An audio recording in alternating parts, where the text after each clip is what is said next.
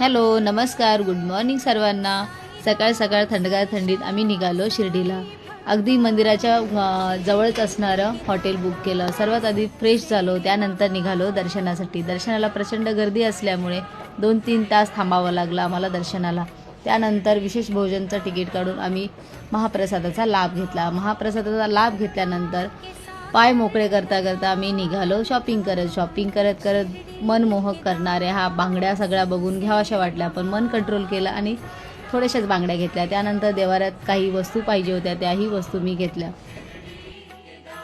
शिर्डीत असलेलं प्रसन्न वातावरण आणि छान छान अशा वस्तू दिसणाऱ्या मनमोहक करतात आणि परत परत शिर्डीला येण्यास इच्छा होते।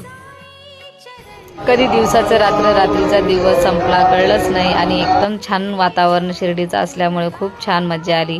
आणि इथे शिर्डीचा प्रसिद्ध पेरू, जोपर्यंत 2 पिशव्या भरत नाही तोपर्यंत माझं मन भरत नाही, म्हणून मी घेतल्या 2 पिशव्या अशा मोठ्या मोठ्या आणि निघालो आम्ही आमच्या घरी। तर कोणाला माझा मिनी व्लॉग आवडला असेल तर प्लीज लाईक, शेअर, सबस्क्राईब करा। तर चला अशाच एक छानशा व्हिडिओमध्ये भेटूया, तोपर्यंत बाय बाय।